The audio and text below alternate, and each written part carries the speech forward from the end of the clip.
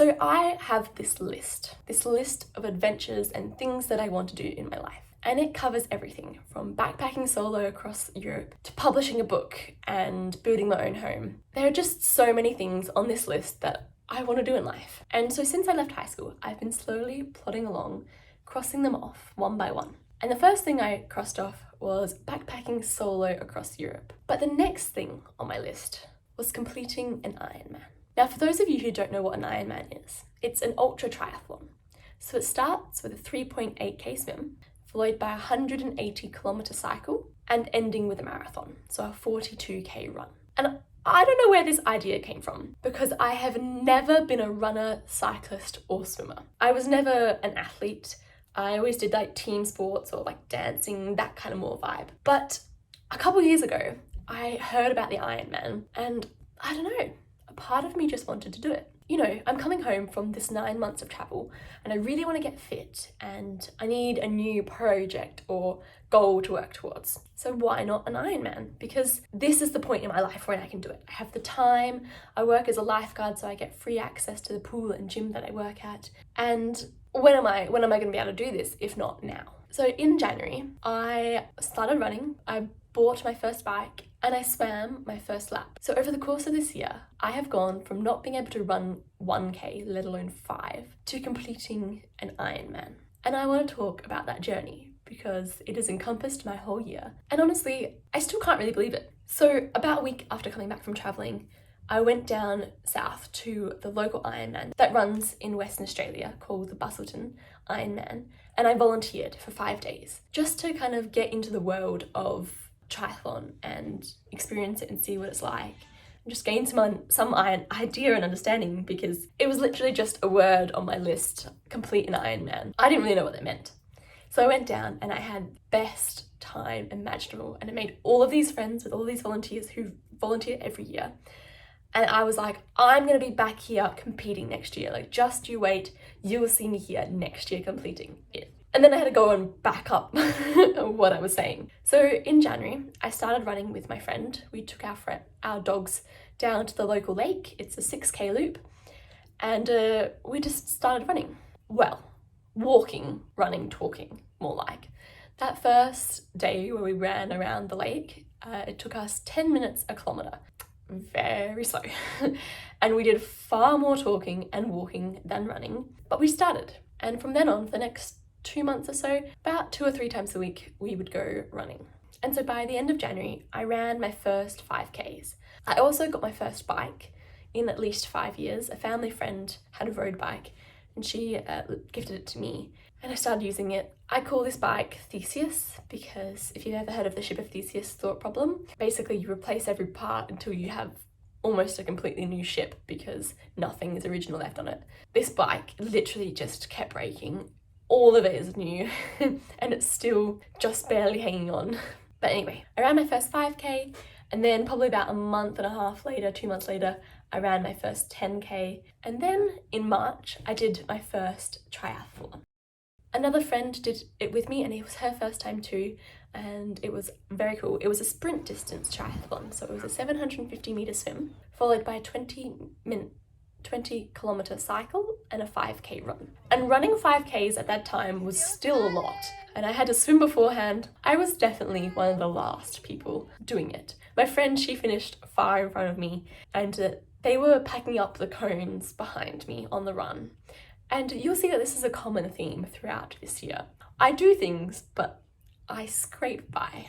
So I did my first triathlon, a sprint distance in March, and they were packing up the course behind me because I was the last one. Like coming off the bike, a car slowed, like one of the service cars slowed down and was like, "You're the last one, are you on, like, you still going?" I was like, "Yeah, I'm almost done, I promise."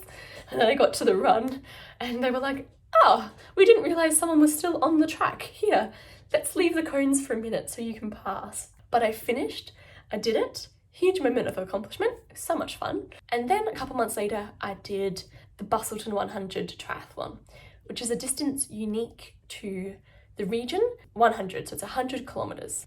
You do a 2k swim, an 80k cycle, and an 18k run. It's like a 10k shorter cycle and a 3k shorter run than a half Ironman.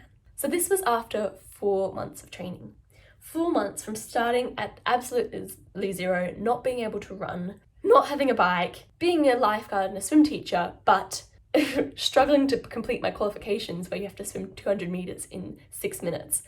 I was just all round quite slow at everything. So I did the Busselton 100, and before that day, I'd only ever cycled 50 Ks and I had to cycle 80. And I had only ever run 13 Ks and I had to run 18. So I went into that very, very nervous. 4 months of training, I was like, I am so not ready for this. I don't know if it's even possible for me to complete this triathlon, but I'm gonna give it a go. And I kind of blew myself away. I smashed it out of the park. And for sure, a lot of it is that it's just such a beautiful community and everyone supports you and all the other athletes are just like there to see you complete it, you know? It's like a marathon because most people aren't racing, they're just trying to complete it. The atmosphere is so lovely. And particularly down in Busselton, the community really gets involved. And so they'll have all these community groups helping run the aid stations and setting up music and like DJ booths on the way to keep you going. So it's just such a beautiful, sweet vibe. And I was like, I'm so excited to do my Ironman at the end of the year, but like, let's just get through this one. So I did that. Huge sense of accomplishment. I was like, oh my God, how did I do that? And then about a week later, I ran my first half marathon. And before that, I'd only ever run 18 Ks in this race. So I went from 13 to 18 to 21 in the span of like 2 weeks. And it was a lot, I tell you. I ran with a couple friends that I had made from Run Club, and the 14K mark really hit me. You see, no part of that run was easy, and I made the mistake of running the day before with a friend. I was like, I'm just gonna go to Run Club and it'll just be a chill time. I've got the half marathon tomorrow. But my friend was there and he was like, let's go running. And he pushed me harder than I've probably been pushed at that point to run like the 5K at the Run Club. And so the next day on the Sunday, I was burnt from the beginning. Like we started running and I was like, the first 5-6Ks, they're gonna be nice. They were not. They were not. But I hadn't actually intentionally decided to run with these friends. They were just doing it and I was like, oh, I'm doing it too. Like I'll turn up and see you beforehand. And then there were about 6 of us and 3 of us just stayed together the whole time. Every K we took a little video, like 1K, 2K, 10Ks in. And they really helped me get through. We had a lot of fun on that run. And I did it. I did a half marathon and I was like, oh my God, I started running 4 months ago. How have I done a half marathon? This is awesome. And then I just kind of stopped for a month. I was like, I've done it. Let's have a little break. Unfortunately, I was also going away to Scotland with my mum, traveling. And so that month break kind of turned into 2 months break because I really should have started my training and my build up for my Ironman the day I left for Scotland. But, you know. So I got back, ready to go. I'm like roaring. I've got 5 months left to train for my Ironman. Let's go. And the next goal was a marathon. I was like, I'm going to have some stepping stones building up to this Ironman. You know, little things I can tick off on the way. My first triathlon, my first half Iron, my first half marathon, and then Ironman. If I can do all those, like, I've got some chance of doing this Ironman. So I had the marathon booked in for October. And I was getting there. I was building up to it. I was cycling a lot. I was swimming. It was a great time. I was having a few struggles with my bike. That's another thing I completely forgot. The week before my Busselton 100 triathlon, my bike broke and we were like, I'm not even gonna have a bike to race. Oh, so much chaos that I've forgotten over the course of this year. But anyway, we're approaching this marathon. And of course, I'm starting to get nervous again because I've run a couple half marathons. I did a couple just in training, but I was like, I haven't run more than 21 Ks and I'm gonna do a marathon in 2 weeks, 3 weeks. So I decided to go on a few long runs. 1 week I did a 24K, it was like great. And then a week or 2 out from the full marathon, I was like, I'm gonna do 30 just to like, you know, prove it to myself, give myself a bit of confidence to do my marathon. And so I started running on this loop around the river, that's like 7Ks. And I was like, 4 loops of this river, easy. Did the first loop, la-di-da, had a great time. Ran the second loop and I stopped at the end of the loop again to have a drink of water. And I stopped and immediately my leg seized and I couldn't bend it or walk on it without excruciating pain. And I was like, I was running 30 seconds ago with nothing, no pain, no feeling. I felt fine. I stop at 14 Ks with another 14 to go and my leg seizes on me. Like, what the hell is happening here? And I couldn't bend it for like 2 days. This is a week out from my marathon. I go to the physio 3 times. It's like, oh, it's an overuse injury. You know, just rest until the marathon and then I reckon you'll be able to do it. You'll be fine. I got cleared on the Saturday. Yeah, there's no pain anymore. You can bend it, do the marathon, and then, you know, give it a go and we'll see what happens after. So I did the marathon. The first half was nice. It was a run, but I got, you know, to the 21K mark and I was like, that was a lovely morning run. I'm ready to stop now. But I had another 21Ks to go. And by the 25K mark, my leg was seizing again. I was getting like kind of a remnants of that pain I'd had the week earlier. And I was still running because I was convinced, utterly convinced that as soon as I stopped, my leg would seize and that would be it. I wouldn't be able to run the rest of the way. So I was like, just keep running for as long as you can and then you can hobble the rest of the way to the finish line. From K25 to K30, I was running, but people were walking faster than me. I don't think I can describe, I wouldn't say demoralizing because it was fine, but to see people passing you walking while you're still trying to run is a feeling I won't forget for a long time, okay? And I got just past the 30K mark and I started hyperventilating. Like, I just couldn't get enough oxygen into me. I needed to stop running, but I was so in my head that as soon as I stopped, I wouldn't be able to start again. So I had a bit of a breakdown. I called my mum. She had just gotten to the finish line with my granddad and stuff. They were gonna wait for me to finish. And I was like, I don't think I'm gonna be able to do this. I still have 12Ks to go. How am I gonna do this? But I stopped and I started walking and there was a bit of pain. And the first few times I tried to start running again, it was a bit painful, but I kind of ran, hobbled to the finish line. And I did it. It took me 5.5 hours.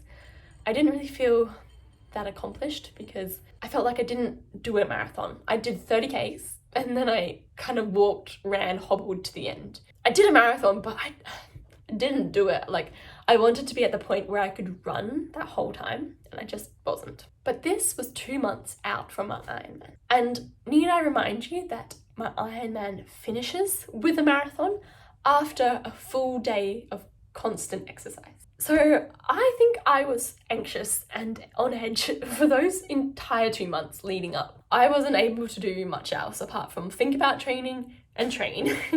That was where my brain was at. I did my first 100K on the bike with my friend, came off, grazed at my leg, got infected. This was like a month beforehand. I was like, I'm freaking out here. Like, let me just be able to do my Ironman. It's my year's goal. I've dedicated 2024 to doing this. Let me be able to do this. And again, my first 100K was like a month out from the Ironman.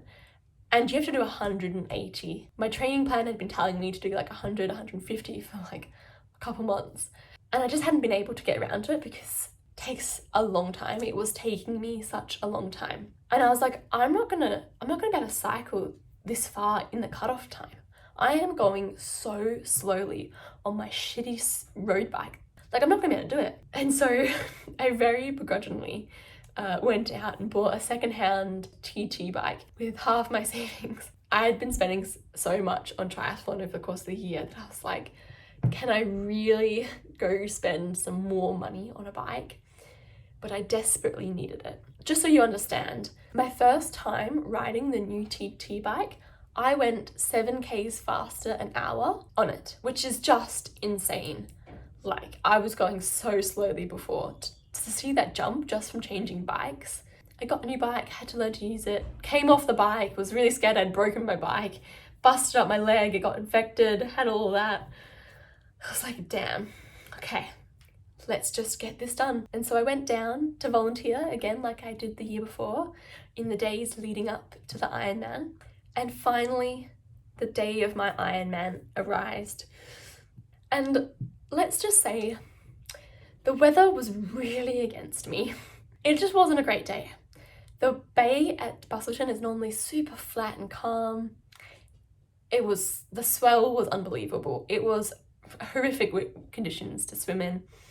And cycle, it was a rain and windstorm. But I did the swim so much faster than I was anticipating. I thought it would take me like an hour and 50 minutes. And I did it quite a bit faster. Not that much, but like a little bit faster and in those conditions. So I was pretty happy coming out of the water. I had a good time swimming. I was like chipping away at it, just going.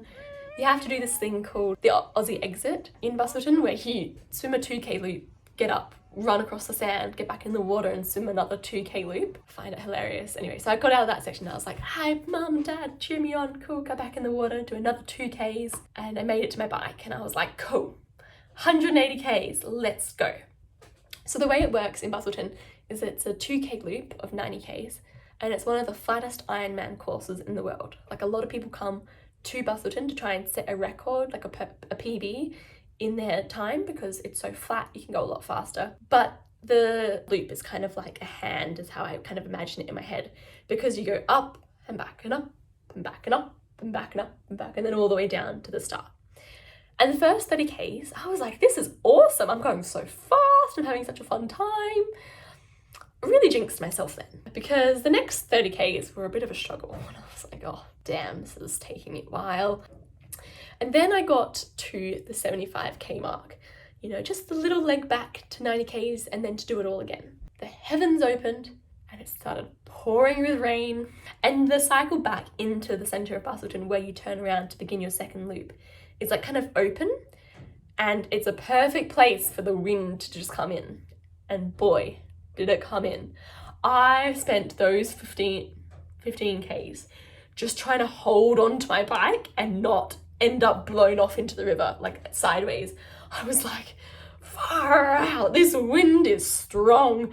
I was getting pushed backwards, and all I could think in my head is, I've got another 90Ks of this to go.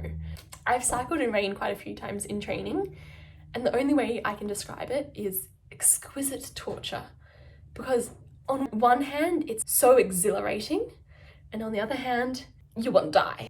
And this is the point where the other cyclists next to me finished, because they had already done another lap of 90Ks. And so they're going off to the finish, and I've got to go to the turnaround point. And I was like, oh, this is gonna suck. So at that point, I'd been on the bike for 4 hours. And I knew that the bike was going to take me a long time. I thought it was probably going to take me about 8 hours. And in the end, it did. So a lot of people do the bike in 4 hours, but it was probably my weakest leg. Like I said, I'd only ever done 100Ks before. If I ever do another Ironman, I need to be so much better on that bike. My parents found this like nice turnaround spot, like in the middle of like all the points that kind of meet back at this roundabout. And they stood there and they were cheering me on, and they saw me a few times in those 8 hours, like giving me a bit of a boost. You're gonna do it, you're gonna do it, you're gonna get there. Awesome.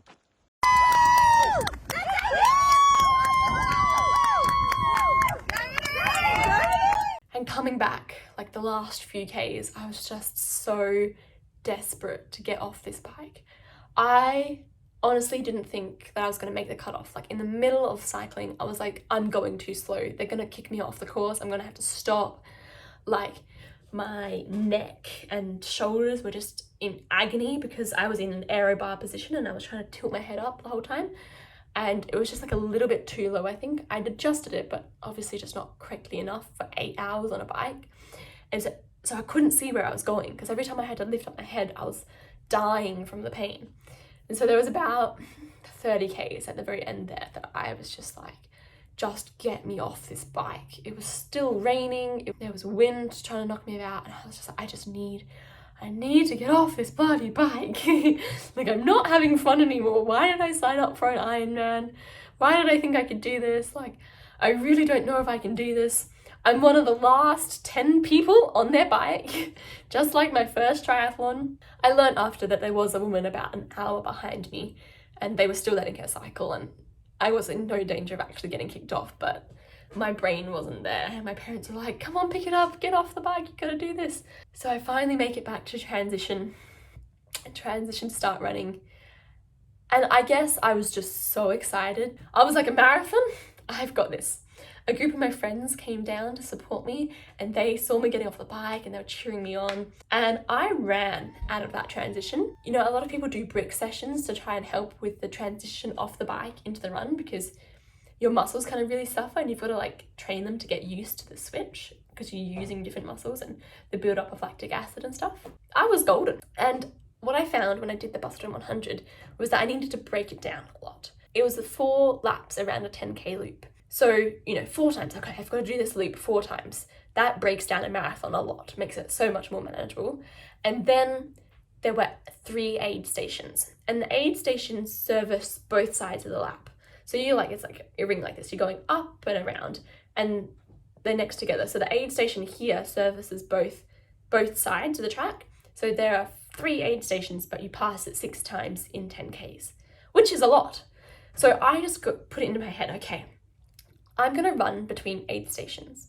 I'm going to run from one aid station to the next, and then the length of the aid station, which is about 20 meters, I'm going to walk slowly, take a few lollies and a sip of water if I need it. And then as soon as I get to the end of the aid station, I've got to start running again. And I kept that up for 42 Ks. I was so proud of myself. I was like, this is a marathon. I've done my marathon. I was having so much fun. I was like, I'm off the bike. How great. I'm going to finish this. I'm actually going to do it. I got to see my friends all the time and my family. They're like, they're cheering me on. I was like, my stomach's holding. I'm not feeling sick. And my knee. I hurt myself during the marathon 2 months ago and it was still kind of playing up a bit. And every K, I was like, another kilometer. And my body is still happy with me. And so I kept going and I kept going, and it took me 5 hours and 37 minutes to do that marathon, which is 7 minutes slower than the one I did 2 months ago, despite swimming and cycling for 10 hours beforehand. And then I did it. She volunteers Wednesday, Thursday, Friday and Saturday. Today, for the first time, became an Ironman. That is what it's all about. Well done, Monique. You're an Ironman in every sense of the word.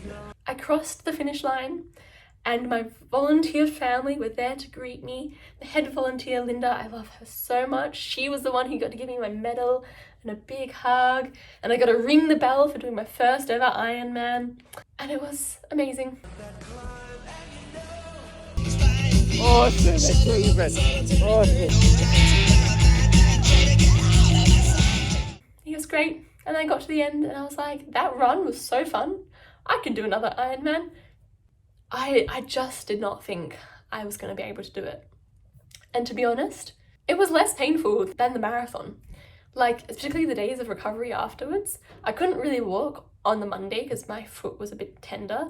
But by Tuesday I was like, yeah, la-di-da. Now it's a week later. I've completed an Ironman and I'm about to go on my next adventure. I leave today, actually, so that's super exciting. But I just need to sit with it for a while because I can't comprehend that I've done it. I've gone from not being able to run 5Ks in January to completing an Ironman in December. And I did this just following a plan that I got offline for free. I don't have a smartwatch.